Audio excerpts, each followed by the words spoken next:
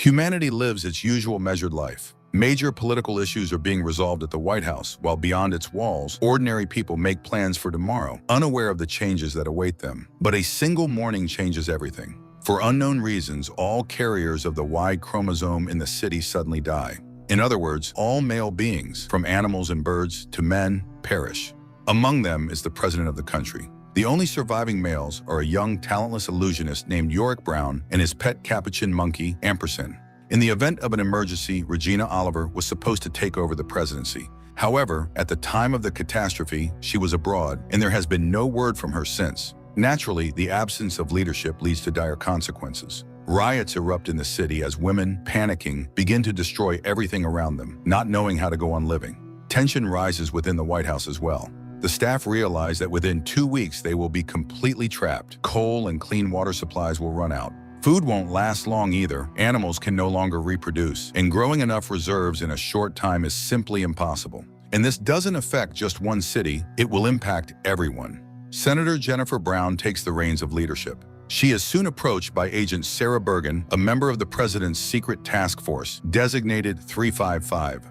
Sarah reports that she was sent here due to some real threat, but didn't have time to receive detailed instructions about her new mission. During all this time, Yorick stays in his apartment to avoid becoming a target for desperate women. However, as supplies start to dwindle, he decides to leave a note for his girlfriend and venture out to scout the situation. At the same time, Senator Brown sends Sarah on a mission to find her daughter, Hero, who has not made contact since the disaster. But Hero isn't rushing to hide in a safe place. Instead, she travels to a refugee center to help those in need, including the wife of her deceased lover. After that, Hero returns to the hideout where her friends are gathered. At first glance, it seems there are still some surviving men in the city, but it quickly becomes clear that these men were born in female bodies and have transitioned through hormone therapy. Therefore, the mysterious plague had no effect on them. In New York City, evacuation begins, and heavy military vehicles patrol the streets. Yorick has to hide to avoid being caught by the military. Still, he manages to sneak into a local bar to leave another message for his girlfriend.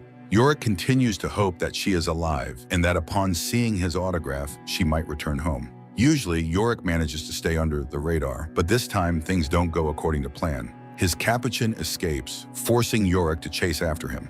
The restless Ampersand descends into the flooded subway and disappears into the dirty water filled with the corpses of the dead. Fighting his disgust, Yorick decides to follow, unwilling to lose his only friend. At one point, Yorick thinks he sees another living man nearby, but it appears to be just a vision. Shining his flashlight around, he sees nothing but dirty water.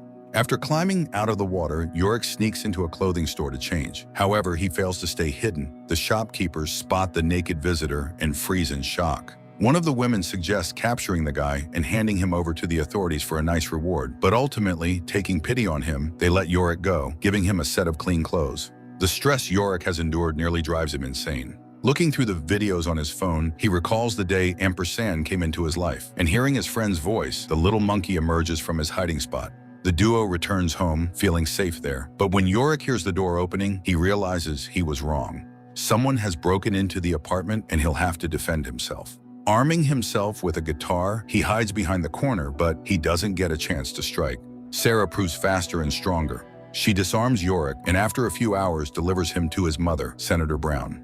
The pilots who brought Yorick to the White House are locked away. Sarah explains that they need to rest after a long flight, but everyone understands the real reason. No one must find out that the new president's son has survived. Otherwise, suspicions of conspiracy could arise and lead to even greater chaos. Yorick himself is not thrilled about the situation either. After getting some rest from everything he has been through, he decides to look around, but his curiosity almost leads to disaster. In an abandoned office, he is discovered by Marla, the widow of the deceased president.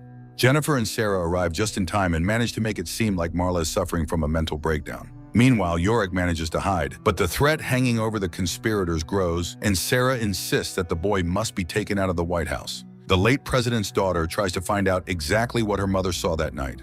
Jennifer assures the girl that it was nothing but a hallucination, but Kimberly suspects that President Brown is lying to her. Jennifer Brown instructs her aides to find a geneticist who can examine Yorick and figure out what happened on the planet and why he and the Capuchin survived.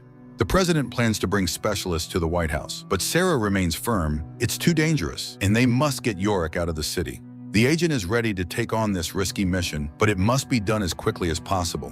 Meanwhile, in Israel, a wounded woman regains consciousness. Upon learning that all the men on Earth have died, she declares that she must now claim the presidency of the United States. Nora Brady, a former presidential advisor, is forced to wander with her young daughter, Mackenzie. Having lost her husband and sons and left without any means to survive, Nora struggles to pull herself together, but ultimately decides to fight to save herself and her daughter. News reaches the White House that Regina Oliver, the main candidate for the presidency, is alive. This leads to a split among the staff. One part remains loyal to Jennifer Brown, while the other sides with Regina Oliver and Kimberly, the president's daughter. Given the situation, Jennifer has no choice but to agree with Sarah and allow her son to be moved to a safer location.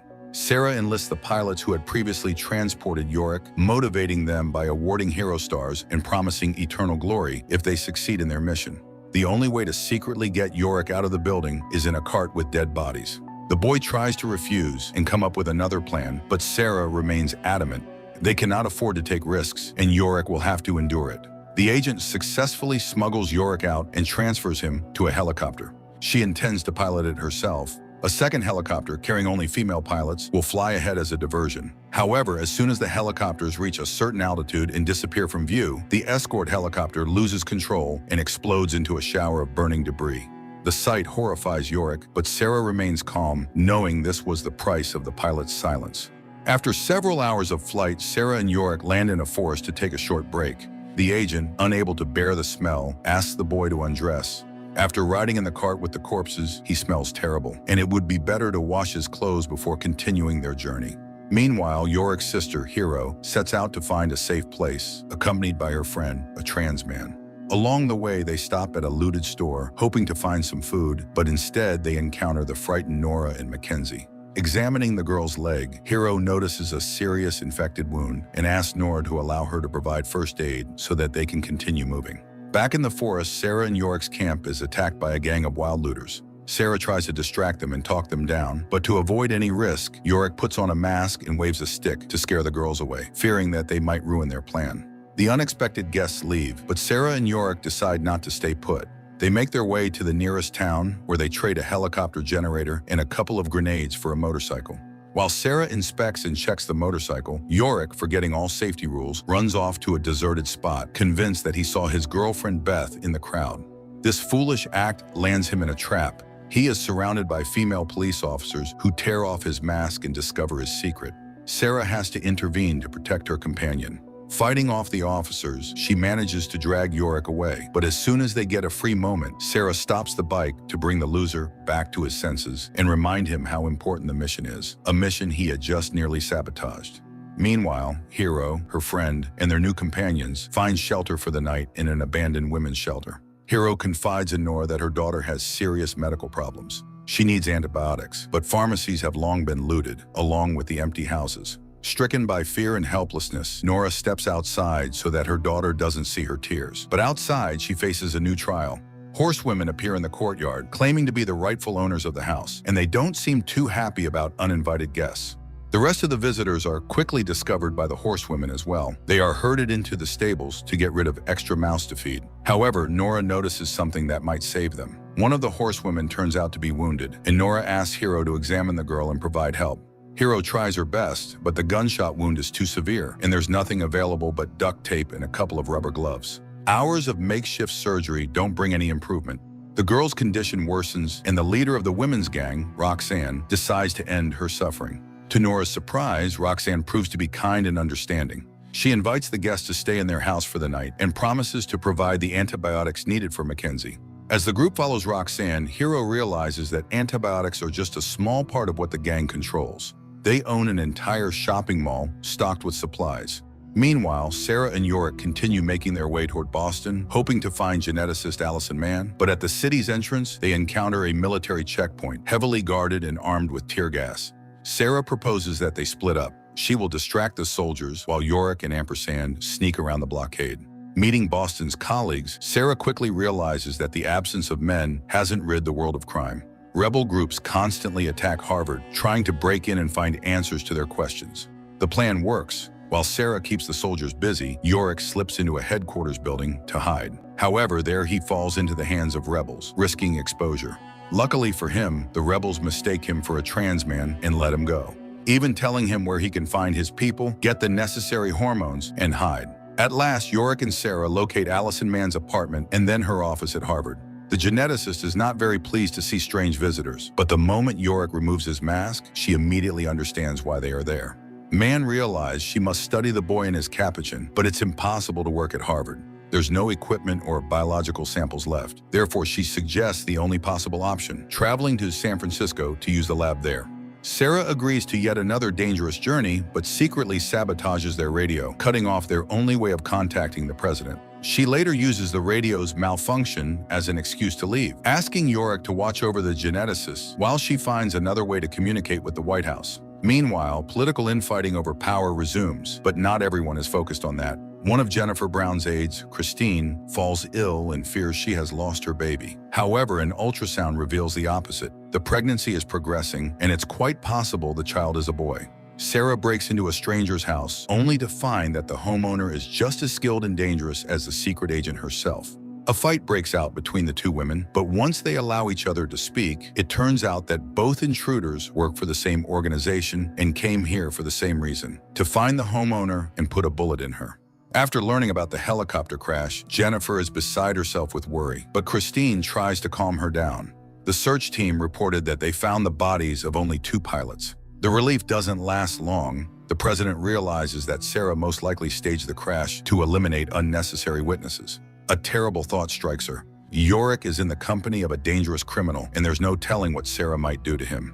Regina Oliver, the main contender for the presidency, is brought to the White House. Taking advantage of this, Kimberly starts plotting a coup to get rid of the hated Jennifer Brown and eventually seize power herself. Meanwhile, Allison Mann confesses to Yorick that she isn't confident about the success of her research. She doesn't know if they'll have the resources to find out why the men died or whether it will even be possible to revive the male species. One thing is certain, hard times lie ahead for both Yorick and his capuchin. Soon they will become experimental subjects. Sarah returns to the office and proposes that they set off. For some reason, she lies to Yorick, claiming that she spoke to his mother and that they now have permission to travel to San Francisco. The trio sets off on their journey, unaware that a military patrol is already circulating around the city with Sarah's photo. While the women wait for a safe window between the gas deployments, Yorick decides to visit the place the rebels had told him about, a community of transgender people where he can remove his mask and show his real face without fear. Sarah flies into a rage over Yorick's latest stunt, but it soon becomes clear that the real threat isn't him, it's her. The patrol arrives at the community and shows everyone her picture. The trio manages to escape from under the hunters' noses and hides in a church, where Sarah is forced to admit that she has no communication with the White House and has been making all decisions on her own. Meanwhile, Hero, her friend, and Nora with her daughter continue to live in Roxanne's commune. At first glance, it seems they found a true paradise. There's food, medicine, and safety. But when Nora tries to take her daughter away from another radical feminist meeting, Roxanne explodes with rage. She reminds them that they are guests and must follow her rules and obediently listen to everything she says. Moreover, Roxanne does everything she can to make young Mackenzie hate men and join their movement. Another such meeting is interrupted by a battle alarm. The women quickly set up barricades and arm themselves to defend their supermarket. The enemies turn out to be a small group of desperate women with a little girl. Roxanne goes out to meet them, but she no longer accepts outsiders into her commune. Not even a child evokes her sympathy, and she drives the refugees away, refusing to help. Meanwhile, Allison finds a flyer among Sarah's things. It's a wanted notice for the agent. She suggests that Yorick should run away to avoid being endangered by Sarah, but the boy refuses to betray his friend, even though he knows she is hiding something from them. That evening, Roxanne gathers her commune for some kind of celebratory event. At the beginning of the ceremony, she tells the crowd about Laura, one of the members of the movement, which Roxanne proudly calls the Amazons. At first, everything seems innocent, but as the celebration progresses, Hero and her companions begin to sense that something very strange is happening. Laura is first sprinkled with dirt, then submerged into a bathtub, and when she surfaces, everyone begins calling her by a new name, Athena. Finding all of this extremely unsettling, Sam, Hero's trans friend, leaves the hall.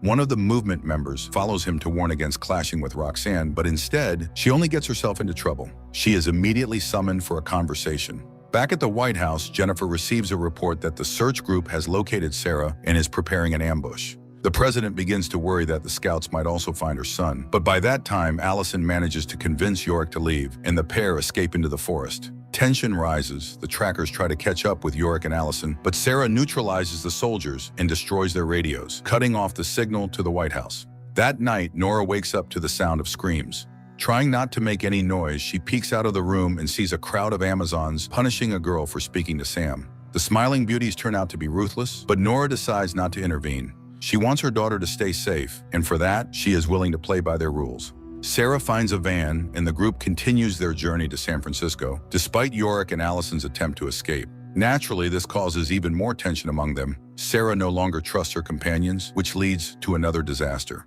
She falls asleep at the wheel, and the vehicle crashes off the road. After climbing out of the wreck, Allison tries to find Sarah, but she's no longer in the driver's seat. Instead, a convoy of military vehicles soon appears nearby, and they have nothing to do with the White House. Jennifer is informed about the incident, as well as the fact that among the fugitives was a man. While the president struggles to deflect suspicions away from her son, Yorick regains consciousness in an unfamiliar house, in bed with an equally unfamiliar woman. Getting out of bed, he goes in search of his capuchin, but instead encounters the people who brought him to this place. The residents of the ranch where Yorick has been taken seem peaceful enough. However, they refuse to tell him where his companions are. Meanwhile, the girls wake up in a jail cell, completely unaware of where they are or how to escape. Jennifer addresses the surviving citizens of the city, asking them to agree to evacuation and not to incite chaos. In the crowd, the president spots a familiar face, Beth, her son's girlfriend, who all this time had been in a hospital. While Jennifer talks to Beth, Kimberly continues to secretly persuade Regina to overthrow the usurper and take her place. Despite the friendly atmosphere, Yorick isn't set free. On the contrary, he is thrown into a cell with the girls so the community can decide what to do with the prisoners. Meanwhile, more grim news arrives. A new strain of flu has been discovered in Greece. Jennifer immediately dives into addressing this new crisis, but is also faced with another. Marla shows up at the command center, demanding to know if the rumors about Yorick are true. The waiting inside the cell becomes unbearable, and tensions flare up again. Yorick and Sarah end up fighting, but the argument quickly ends when the heavy door creaks open and a woman from the settlement appears. She informs the prisoners that a decision has been made. They will be allowed to stay until Sarah recovers. After that, they'll be escorted out of the city so they can continue their journey to San Francisco. The ranch residents provide Sam with a separate bedroom. Before she drifts off to sleep, she warns Yorick to stay alert and trust no one. But Yorick is convinced that Sam is exaggerating the danger. The ranch seems lively, and everyone appears peaceful and kind. Moreover, they have plenty of food, electricity, and water, luxuries that are rare in most regions now. Meanwhile, Marla's grief becomes unbearable. She climbs to the roof and takes a step into the void, hoping to reunite with her husband and sons. She leaves a note for her daughter, apologizing and urging her to be strong. At the same time, Beth returns to the city, but instead of going back to her friends, as she had told Jennifer, she heads straight for a rebel truck, joining a group planning an assault on the White House. Back in Roxanne's commune, Kate, one of the Amazons, tries to leave the group, but Roxanne reminds her of the harsh rules, shooting the fleeing girl in the back. However, Roxanne doesn't confess this to the others. She frames the incident as an attack by nomads. To prevent further desertions, Roxanne orders everyone into intensive firearms training. Moreover, Roxanne plans to kick out the guests. Nora learns of this from one of the members and rushes to the leader, begging her to allow her and Mackenzie to stay. No amount of pleading works on Roxanne. She gives Nora a few more days, after which the woman and her daughter must leave the commune. Roxanne remembers how she first found this place and built the Amazon community. From day one, she had been its sole leader. Nothing had changed since then. Roxanne continues to dictate the rules and convinces the residents that beyond her protection lies only danger and death. Every day, she holds meetings where the women are required to recall the worst deeds of men and reinforce the idea that Roxanne is their only source of safety. Sam is banned from these gatherings and begins preparing to leave, planning to occupy the guest houses by the lake and start his own community. But Hero has already started falling under Roxanne's influence. She's no longer sure she wants to leave. Roxanne witnesses an emotional argument between Hero and Sam. Seizing the opportunity, she manipulates Hero again, convincing her that even a not-real man shouldn't speak to her like that. In the end, the friends part ways, and that night, Roxanne drives Sam out, allowing him to take a little food with him. The next morning, Roxanne doesn't tell Hero that she was the one who let Sam go. Instead, she does everything to comfort the girl, even organizing a farewell celebration in honor of saying goodbye to all things male. The festival ends with a noisy and cheerful party enjoyed by everyone except Nora. Nora never manages to fit in with the group, and to get her revenge, she sets fire to the shopping mall while everyone sleeps. The Amazons manage to survive, but their supplies are destroyed. Nora hides her satisfaction behind a mask of sorrow, blending into the grieving crowd. Pleased with her actions, Nora prepares for a night escape. She heads into the forest to check her supplies, but instead finds a police car by the river, filled with bodies.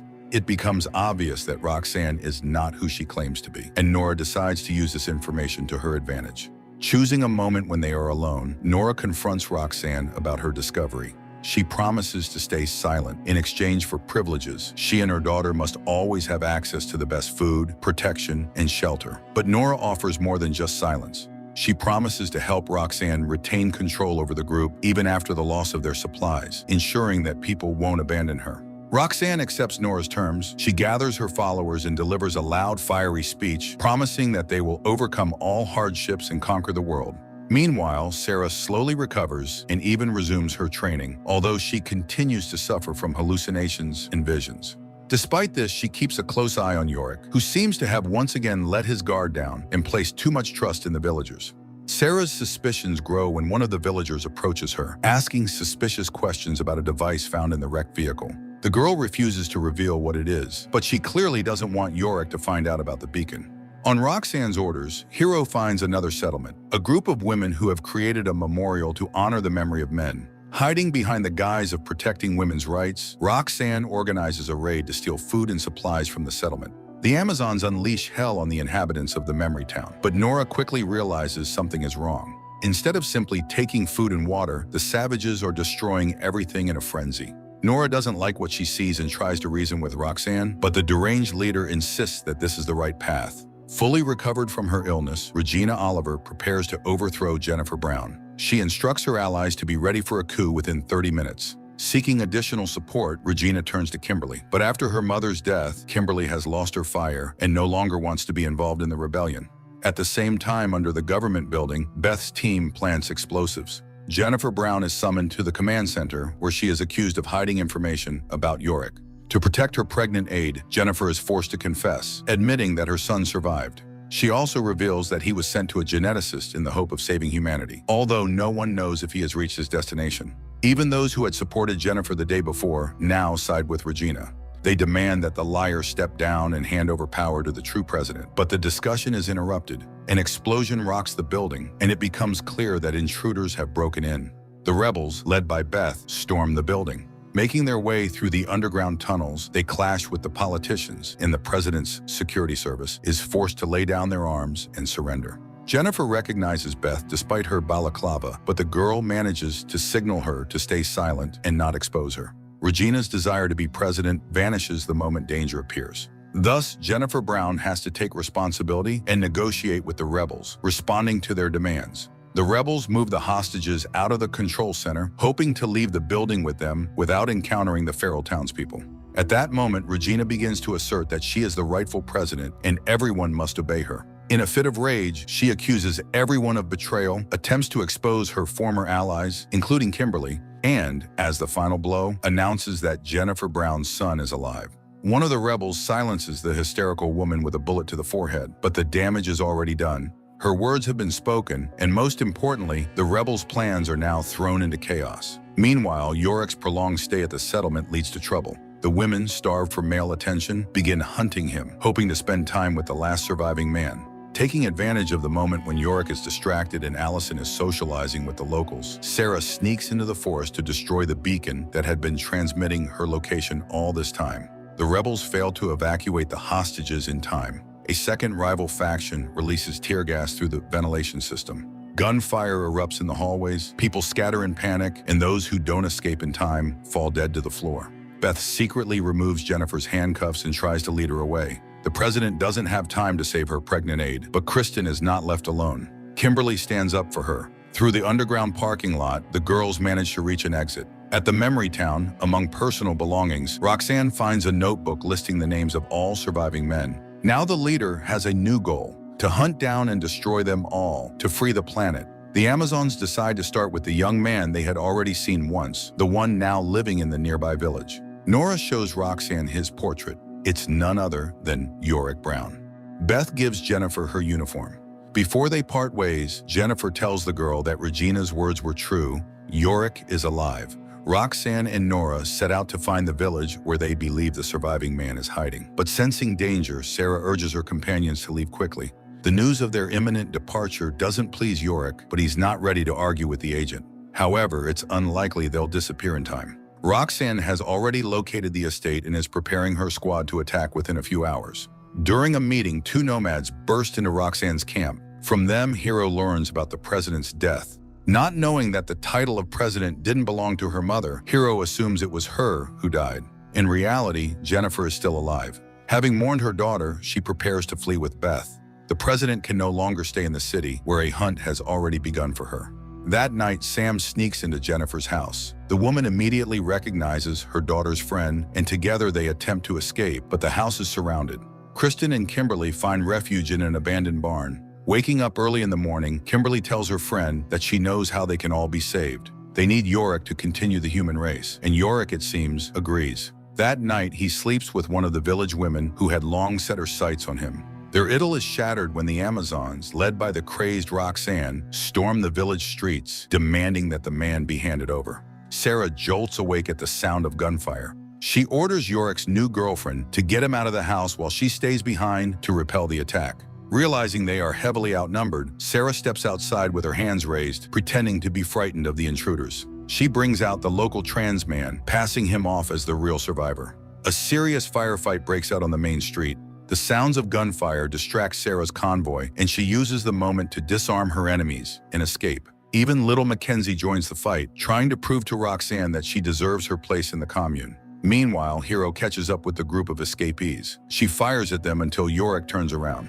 Recognizing her brother, Hero freezes, but Yorick's girlfriend, unaware of the family connection, shoots Hero. Wounded, Hero manages to tell her brother about their mother's death and warns him that the Amazons intend to destroy him. She urges Yorick to flee and, to buy him time, eliminates one of her own sisters in arms.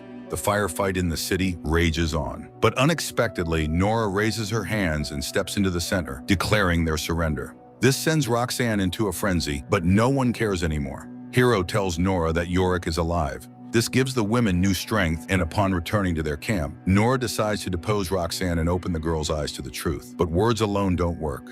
Roxanne continues to provoke Nora until Nora shoots her in the chest. The Amazons, stunned, raise their weapons, but Nora quickly finds comforting words for them. Hero steps forward to stand at Nora's side, and from that moment on, the community has a new leader. Sarah walks several kilometers and finally finds Yorick and Allison. The boy is devastated. He feels like he has lost everyone he loved and no longer has a reason to live. Listening to her friend, Sarah confides that she understands him better than he thinks. She lost her parents in childhood too. Sarah then tells Yorick that if he wants, he can walk away. She had been following Jennifer's orders, and now that Jennifer is presumed dead, their agreement is technically void. But Yorick refuses. He asks Sarah to become his trainer so he can stop being a burden and learn to protect himself.